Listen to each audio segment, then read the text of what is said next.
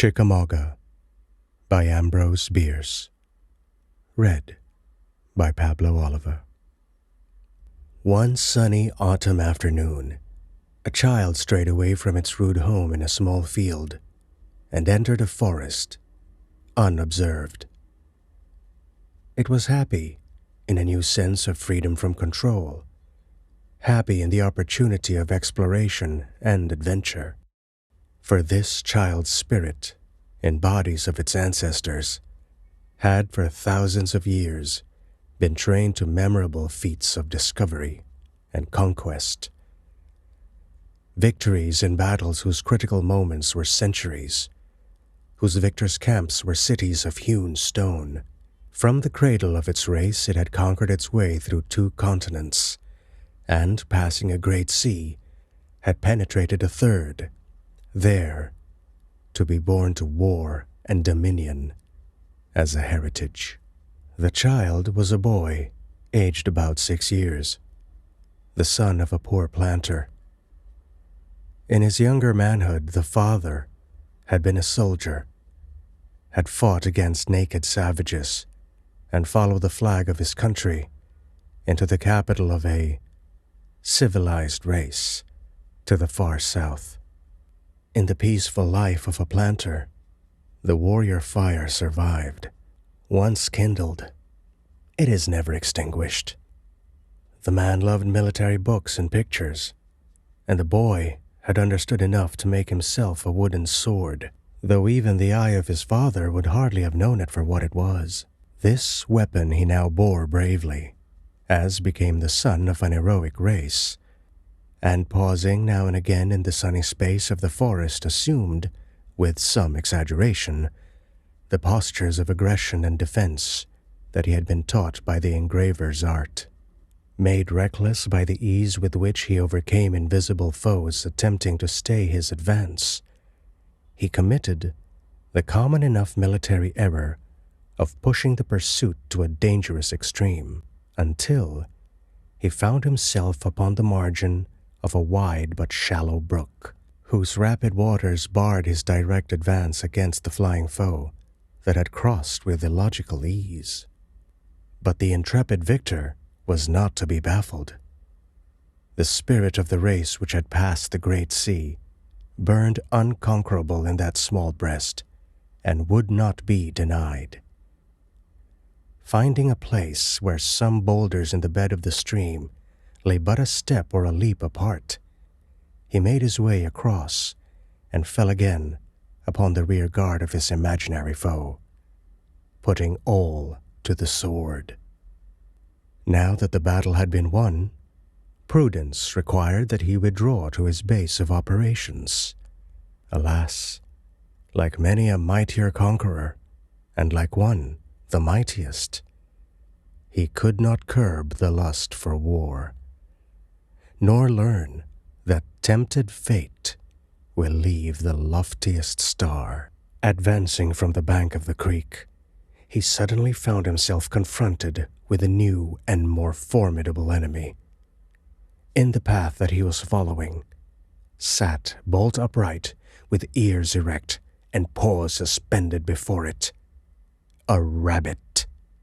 With a startled cry, the child turned and fled, he knew not in what direction, calling with inarticulate cries for his mother, weeping, stumbling, his tender skin cruelly torn by brambles, his little heart beating hard with terror, breathless, blind with tears, lost in the forest. Then, for more than an hour, he wandered with erring feet through the tangled undergrowth, till at last, overcome by fatigue, he lay down in a narrow space between 2 rocks, within a few yards of the stream, and, still grasping his toy sword, no longer a weapon, but a companion, sobbed himself to sleep. The woodbirds sang merrily above his head. The squirrels, whisking their bravery of tail, ran barking from tree to tree, unconscious of the pity of it, and somewhere far away was a strange, muffled thunder. as if the partridges were drumming in celebration of nature's victory over the son of her immemorial enslavers.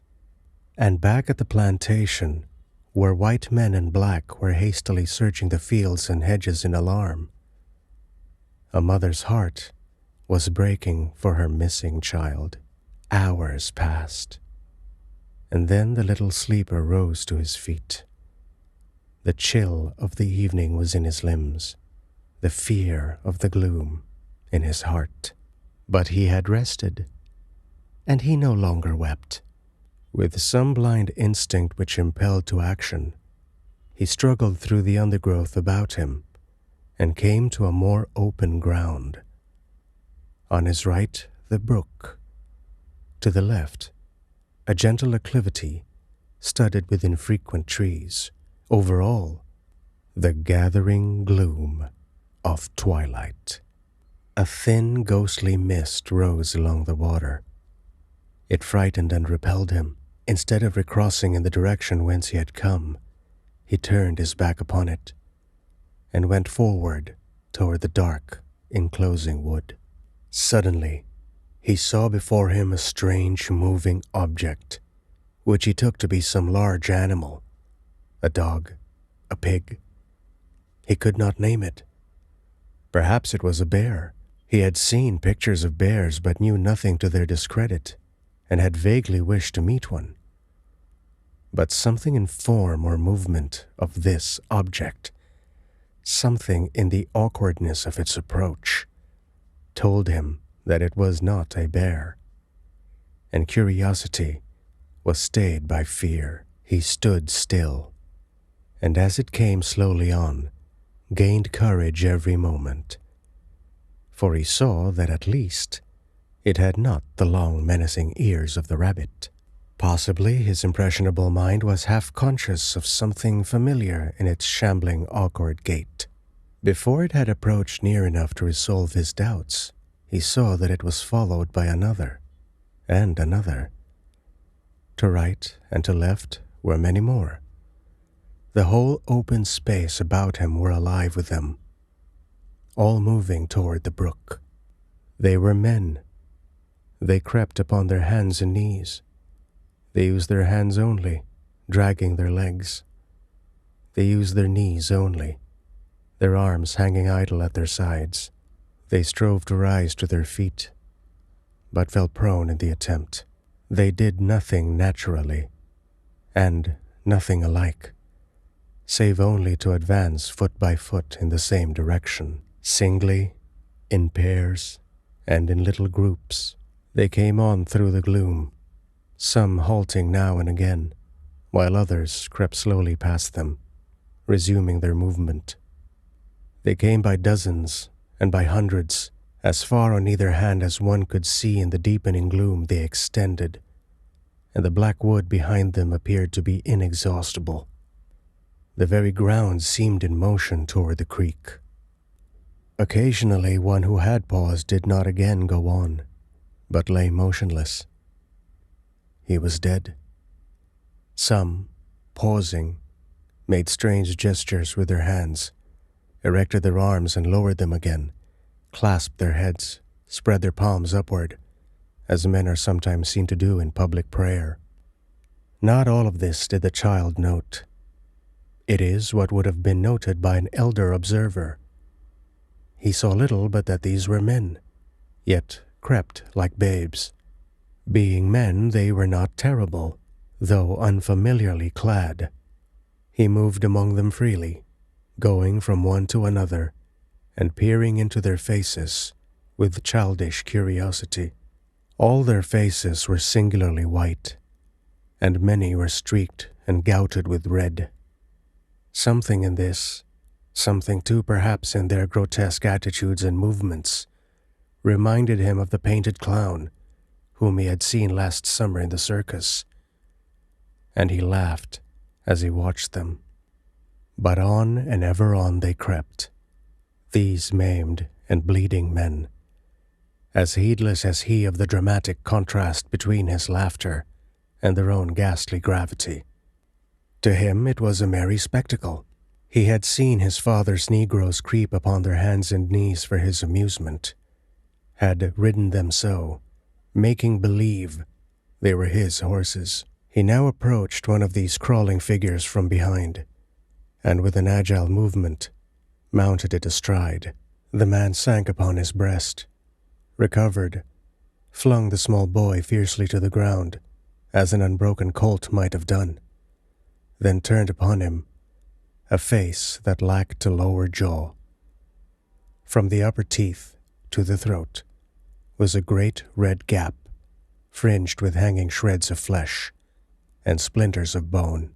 The unnatural prominence of nose, the absence of chin, the fierce eyes, gave this man the appearance of a great bird of prey, crimsoned in throat and breast by the blood of its quarry. The man rose to his knees, the child to his feet. The man shook his fist at the child. The child, terrified at last, ran to a tree nearby, got upon the farther side of it, and took a more serious view of the situation. And so the clumsy multitude dragged itself slowly and painfully along in hideous pantomime, moved forward down the slope like a swarm of great black beetles, with never a sound of going, in silence profound, absolute. Instead of darkening, the haunted landscape began to brighten. Through the belt of trees beyond the brook shone a strange red light, the trunks and branches of the trees making a black lacework against it. It struck the creeping figures and gave them monstrous shadows, which caricatured their movements on the lit grass. It fell upon their faces, touching their whiteness with a ruddy tinge, accentuating the stains with which so many of them were freaked and maculated. It sparkled on buttons and bits of metal in their clothing. Instinctively, the child turned toward the growing splendor and moved down the slope with his horrible companions. In a few moments had passed the foremost of the throng, not much of a feat, considering his advantages. He placed himself in the lead, his wooden sword still in hand, and solemnly directed the march, conforming his pace to theirs, and occasionally turning as if to see that his forces did not straggle. Surely, such a leader never before had such a following. Scattered about upon the ground now slowly narrowing by the encroachment of this awful march to water were certain articles to which, in the leader's mind, were coupled no significant associations. An occasional blanket, tightly rolled lengthwise, doubled, and the ends bound together with a string, a heavy knapsack here, and there a broken rifle, such things, in short, as are found in the rear of retreating troops, the spoor of men flying from their hunters. Everywhere near the creek, which here had a margin of lowland, the earth was trodden into mud by the feet of men and horses. An observer of better experience in the use of his eyes would have noticed that these footprints pointed in both directions. The ground had been twice passed over, in advance and in retreat. A few hours before, these desperate, stricken men, with their more fortunate and now distant comrades, had penetrated the forest in thousands. Their successive battalions, breaking into swarms and reforming in lines, had passed the child on every side, had almost trodden on him as he slept. The rustle and murmur of their march had not awakened him. Almost within a stone's throw of where he lay, they had fought a battle, but all unheard by him were the roar of the musketry, the shock of the cannon, the thunder of the captains, and the shouting. He had slept through it all, grasping his little wooden sword, with perhaps a tighter clutch in unconscious sympathy with his martial environment, but as heedless of the grandeur of the struggle as the dead who died to make the glory. The fire beyond the belt of woods on the farther side of the creek, reflected to earth from the canopy of its own smoke, was now suffusing the whole landscape. It transformed the sinuous line of mist to the vapor of gold. The water gleamed with dashes of red, and red too were many of the stones protruding above the surface. But that was blood. The less desperately wounded had stained them in crossing. On them too the child now crossed with eager steps. He was going to the fire. As he stood upon the farther bank, he turned about to look at the companions of his march. The advance was arriving at the creek. The stronger had already drawn themselves to the brink and plunged their faces into the flood. 3 or 4 who lay without motion appeared to have no heads. At this, the child's eyes expanded with wonder. Even his hospitable understanding could not accept a phenomenon implying such vitality as that. After slaking their thirst, these men had not the strength to back away from the water, nor to keep their heads above it. They were drowned.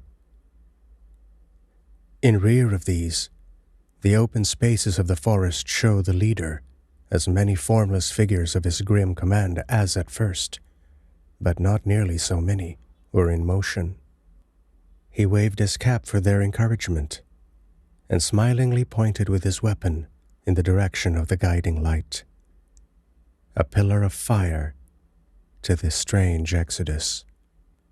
Confident of the fidelity of his forces, he now entered a belt of woods, passed through it easily in the red illumination, climbed a fence, ran across a field, turning now and again to coquette with his responsive shadow, and so approached the blazing ruin of a dwelling. Desolation everywhere. In all the wide glare, not a living thing was visible. He cared nothing for that. The spectacle pleased, and he danced with glee in imitation of the wavering flames.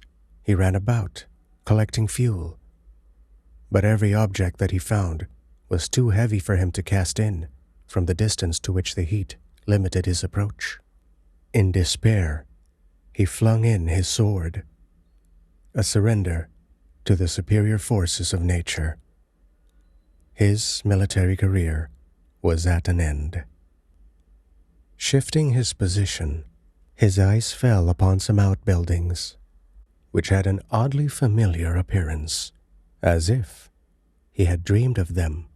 He stood, considering them with wonder, when suddenly the entire plantation, with its enclosing forest, seemed to turn as if upon a pivot.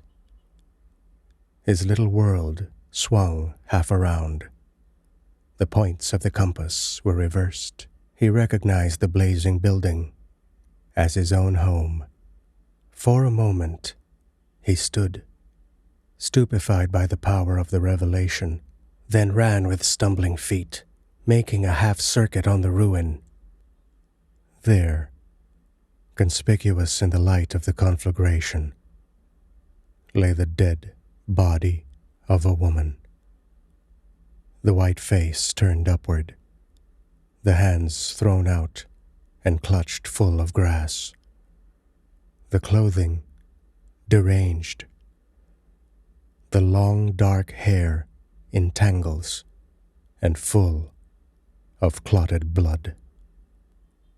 The greater part of the forehead was torn away, and from the jagged hole the brain protruded, overflowing the temple, a frothy mass of gray, crowned with clusters of crimson bubbles.